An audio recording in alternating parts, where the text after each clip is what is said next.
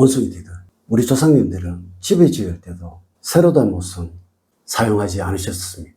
혹시 여러분들 이런 이야기 들어보신 적 있으신가요?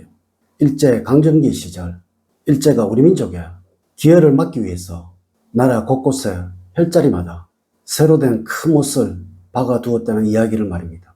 원숭이들, 그럼 왜 이들이 새로 된 못을 사용을 하였을까요? 땅을 파헤쳐도 될 것이고 콘크리트를 부어도 될 것인데 말이죠. 마치 여러분이 한의원에 가셔서 침을 맞으시는 것과 같은 이치입니다. 물론 이 침이라는 것은 새로 된 것도 있고 금으로 된 것도 있죠. 물론 현대에는 더 좋은 제품을 쓰지만 말입니다. 이 침을 놓는 연유는 인체의 기혈을 잠시 막기도 하고 이 기혈이 돌아가기도 하기 때문에 그러한 것입니다. 물론 얼마 전에는 이 침으로 부부 마취도 하였다고 하더라고요. 이 침은 인체의 기혈을 막아 다른 곳에 기운을 소생을 시키는데 사용을 하지만 녹이 쓰는 못, 즉 집에 못을 박아두는 것은 해당 부위의 기운이 영영 살아나지 못하도록 만들기도 한다는 것입니다. 여러분 반갑습니다. 모모도도입니다. 해는 동쪽으로 떠서 서쪽으로 지고 있죠. 또한 계절은 봄에서 시작하여 여름, 가을, 겨울이 되죠. 사람 역시 태어나서 청년기가 되고 장년기가 되고 노년기가 됩니다. 세상 모든 것들이 다 그러한 것입니다. 이를 오행어 순환으로 목화금수라고 하는 것입니다. 앞서의 모든 것, 아니 우리가 세상에서 생활을 하고 있는 모든 것들은 다 이러한 순서로 순환을 하고 다시 태어나고 또다시 순환을 하는 것입니다. 물론 우리의 집 역시도 그러하죠. 생기가 들어오고 있는 방향이 있으며 또 이 들어온 생기가 머물며 크게 성장하는 곳이 따로 있으며 이 성장한 생기가 서서히 작아져서 소멸하는 곳이 따로 있으며 이 소멸되는 생기가 없어지는 곳이 따로 있는 것입니다. 이러한 순환이 잘 이루어지는 집이 번영하는 집, 뭘 해도 잘 되는 집이 되는 것이며 이러한 순환이 이루어질 수 있도록 만들어진 집이 도대체 이 소멸이 되는 생기가 없어지는 곳이 따로 있는 것입니다. 이러한 순환이 잘 이루어지는 집이 번영하는 집, 뭘 해도 잘 되는 집이 되는 것이며 이러한 순환이 이루어질 수 없도록 만들어진 집이 도대체 뭘 해도 잘 안 되는 그러한 집이 될 수밖에 없는 것입니다. 자, 지금부터 시작해 보겠습니다. 첫 번째, 생기가 살아나는 곳에는 못을 박아서는 안 되는 것입니다.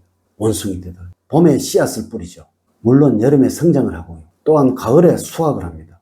또한 겨울에 봄을 위한 휴식을 취하고 말이죠. 자, 여기서 제가 여러분들에게 질문을 하나 드리도록 하겠습니다. 이 사계절 중에서 가장 중요한 계절이 무엇일까요? 바로 봄입니다. 여름이 좋지 못해서 성장을 못하였더라도 봄에 씨앗을 뿌려 두었다면 약간의 수확은 할 수가 있습니다. 가을에 비바람이나 태풍이 오더라도 봄에 씨앗을 뿌려 두었다면 조금의 수확은 물론 있을 것입니다. 하지만 봄에 씨앗을 뿌려두지 못하였다면 어떻게 될까요? 여름이 아무리 좋아도 가을이 아무리 청명해도 어떠한 수확도 있을 수 없을 것입니다. 뭐든 시작이 중요하고 첫걸음이 중요하다고 하는 것이죠. 이 봄의 자리, 무엇이든 시작을 하는 자리에 문제가 생기도록 해서는 안 된다는 것입니다. 물론 앞서에서도 말씀을 드렸지만 이 못이라는 것은 한 부분의 기운이 살아나지 못하도록 하는 작용이 있다고 말씀을 드렸죠.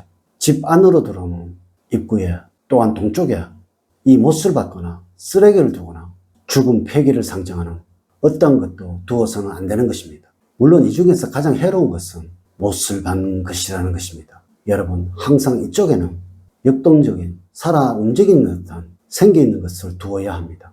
그래야 이 집안에 번영의 씨가 뿌려지는 것이고 또한 발전의 기초가 만들어지는 것입니다. 두 번째, 생기가 성장하는 곳에 균열을 만들지 마십시오. 원숭이들, 집안에서 재물운이든 번영운이든 성취운이든 건강운이든 이 모든 운들이 살아나서 성장하는 곳은 바로 남쪽입니다. 물론 이 남쪽에 못을 박아둔다든가 하게 되면 이 모든 기운들이 성장하는 것을 멈추고 정지하게 되죠. 바로 마취를 당하듯이 말이죠. 더군다나 이 못이 녹슨 것이라면, 오래된 것이라면 아마 이 집안이 성장하지 못하고 몰락하도록 만들어 버릴지도 모른다는 것입니다. 원숭이들, 서양의 풍수학에서도 이곳은 재물운이 번성하는 곳이라고 해서 퍼플색으로 장식을 하면 좋다고도 하였고 이곳의 청소 상태와 청결 상태로 이 집안의 번영운을 측정을 한다고 하였다는 것입니다. 여러분 조금 놀라셨죠? 서양에서도 이렇듯 풍수라는 것이 있더라고요. 물론 명칭은 조금 다릅니다. 우리는 이를 풍수학이라고 하지만 서양에서는 이를 입지론이라고 하더라고요.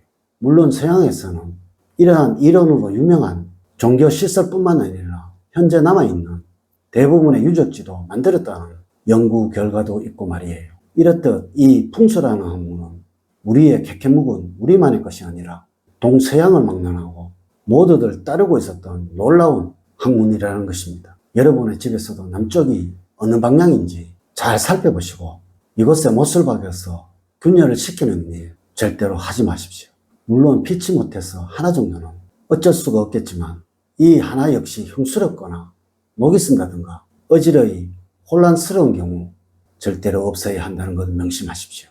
이곳에 어쩔 수 없이 무엇인가를 걸어야 해서 못을 박아야 한다면 못을 사용하지 마시고 벽에 강하게 접착할 수 있는 제품이 있습니다.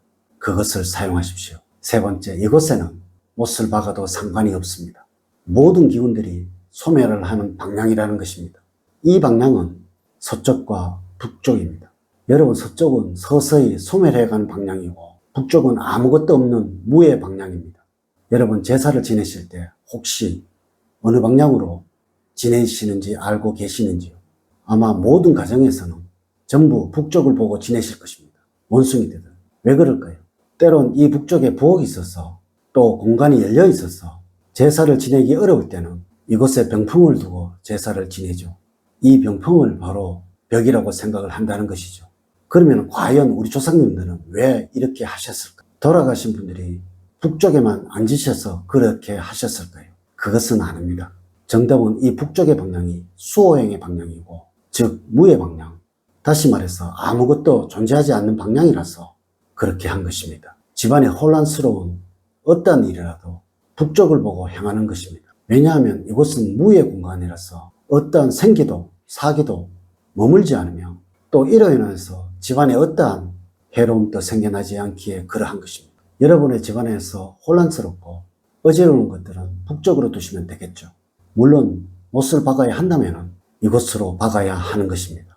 우리 조상님들은 물론 건강적으로도 차가운 북쪽에서 부는 바람이 머리에 영향을 주면 안 된다고도 생각을 하셨지만 오늘 알려드린 이러한 연유로도 잠자는 머리 방향이 북쪽으로 향하면 좋지 않다.